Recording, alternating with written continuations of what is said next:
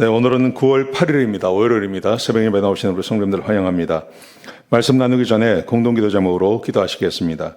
배옥진 집사의 뇌졸중을 치료해 주십시오. 언어가 회복되고 오른쪽 팔다리에 힘이 생겨나도록 해 주십시오. 권하자 집사가 다시 걷도록 해 주십시오.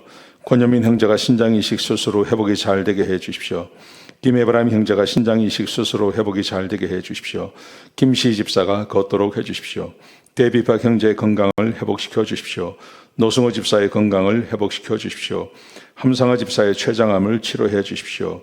신현성 집사의 대장암을 치료해 주십시오.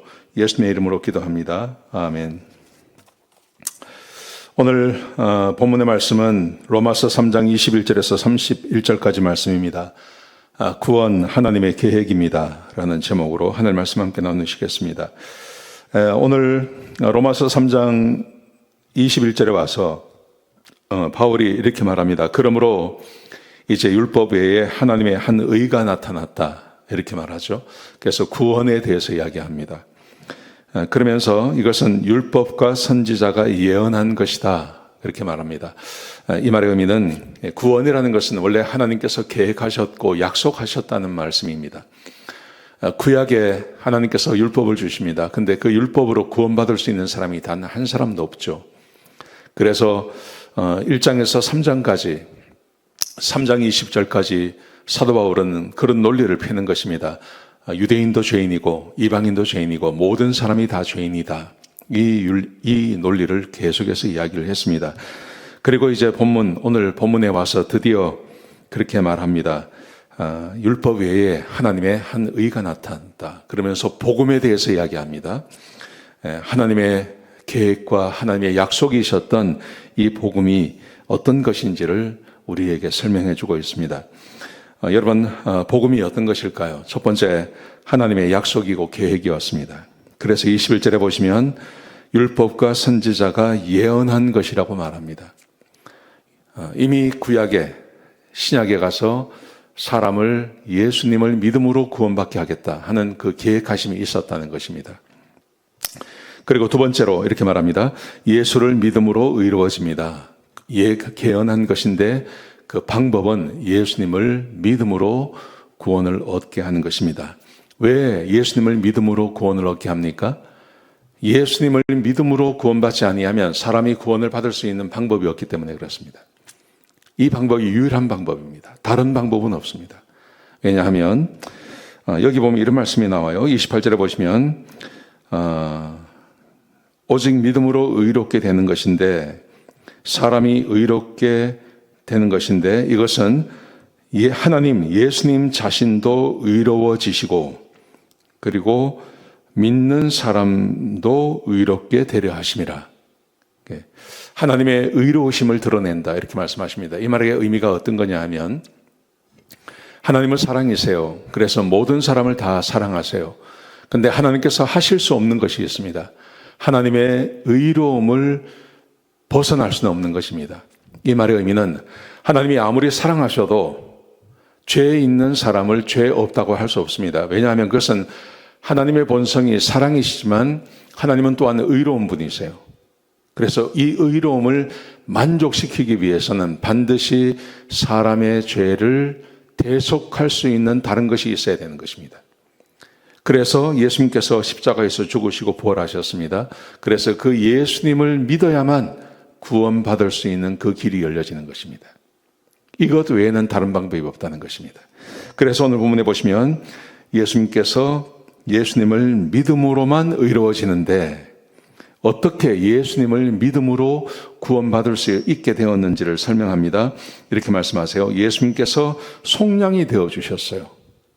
예수님께서 속량이 되어주셨습니다. 24절에 그렇게 말씀하시고 25절에는 예수님께서 화목제물이 되어주셨습니다. 화목의 제물이 되시는데 하나님과 우리 사이를 화목하게 하시기 위해서 예수님께서 화목의 제물이 되어주셨습니다. 그래서 사람의 죄를 참아주시고 기다려주셨는데 이제는 자신의 의로움을 드러내실 수 있게 되었습니다. 사람을 사랑하시기 때문에 사람의 죄를 사하시는, 믿기만 하면 그 죄가 없어지게 해주시는 하나님의 의, 하나님의 사랑, 이 두 가지를 한 번에 해결할 수 있는 방법, 그게 바로 예수님께서 화목제물이 되어주시는 거라고 말씀하십니다. 이게 구원입니다. 이게 구원입니다. 자, 그래서 보십시오. 이렇게 말합니다. 사람이 의롭게 되는 것은 율법의 행위가 아니라 믿음으로 되는 것입니다. 당연하죠. 율법을 지켜서 구원받을 수 있는 사람이 없으니까요. 그러면서 한 가지를 더 말합니다. 29절 30절에 보시면 하나님은 한 분이시므로 유대인도 믿음으로 구원받고 이방인도 믿음으로 구원받는다고 말합니다. 이게 왜 중요하냐 하면 유대인들은 자기들은 이렇게 생각했습니다. 자기들은 하나님의 백성이고 하나님을 아는 사람이기 때문에 율법을 지킴으로 구원받는다고 주장하는 사람들이 있었어요. 근데 그게 아니라는 거죠. 하나님은 한 분이시므로 유대인도 하나님을 믿음으로 구원받고 이방인도 하나님을 믿음으로 구원받습니다. 로마 교회 안에 이런 갈등이 있었습니다. 그래서 오직 구원받는 방법은 믿음으로만 구원받는 겁니다. 이것을 강조하고 있는 것입니다. 오늘 본문에 우리에게 주고 있는 교훈은 그것입니다. 구원은 하나님께서 미리 약속하시고 계획하신 것입니다. 왜 그렇습니까? 사람이 율법을 지킴으로 구원을 받을 수 없기 때문에. 그러면 어떻게 사람이 믿음으로 구원받게 하셨습니까? 예수님께서 화목의 제물이 되어주셨습니다. 화목의 제물이 되어주셔야 할 이유는 하나님의 사랑과 하나님의 공의, 이 두 가지를 동시에 만족시켜야 하기 때문에, 그래서 하나님은 사람을 사랑하시고 그리고 자기도 의로워지고 믿는 자도 의롭게 하시기 위해서는 예수님께서 십자가에서 죽으시고 대속의 제물이 되어주셔야 하는 것입니다. 그러므로 모든 사람은 다 오직 믿음으로만 구원받을 수 있는 것입니다. 다른 방법으로 구원받을 수 있는 것은 없습니다. 오늘 사도 바울이 그렇게 말하고 있습니다. 여러분, 이것이 우리는 너무나 자주 듣는 이야기고 늘 듣는 이야기이기 때문에 별것 아닌 것처럼 되어집니다. 근데 이것을 사도 바울이 모르다가, 사도 바울은 몰랐죠. 이 사실에 대해서 모르다가 성령이 그에게 오셔서 이 구원을 비밀을 알게 하셨어요. 사도 바울은 성령님이 오시기 전까지, 다메섹 도상에서 예수님을 만나고 성령이 그에게 임하시기 전까지는 오직 율법으로만 구원받는다고 하는 이 유대교를 아주 신봉하지 않았습니까? 그리고 예수님이 하나님의 아들이라는 것을 절대 믿지 않았습니다. 그리고 그 스데반 집사님을 죽이지 않습니까? 복음을 전한다는 이유로. 근데 이해하지 못했어요. 그러다가 성령이 오셔서 복음을 깨닫게 되는 거죠. 예수님이 진짜 하나님의 아들이시고, 그리고 그분이 왜 십자가에서 죽으셔야 했는지, 그리고 그분이 왜 부활하셔야 되는지를 그 사람이 성경을 통해서, 성령님을 통해서 이걸 이해하게 된 것입니다.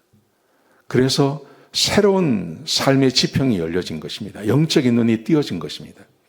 그리고 이 복음을 사람들에게 전하게 되는 것입니다. 여러분, 이것은 우리 모두가 마음으로 받아들이고, 그리고 우리가 이 복음으로 구원받아야 하고 이것을 잊지 말아야 할 아주 핵심적인 내용입니다. 너무 쉬운 내용이지만 이 복음의 말씀을 마음으로 받아들이는 그것은 쉬운 게 아닙니다.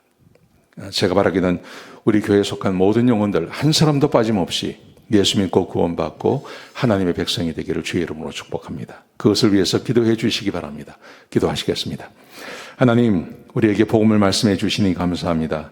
예수를 믿음으로 구원받을 수 있는 이 놀라운 은혜를 잊어버리지 않게 하시고 하나님의 백성답게 살아갈 수 있도록 도와주옵소서. 주님 감사합니다. 예수님의 귀하신 이름으로 간절히 기도드렸습니다. 아멘.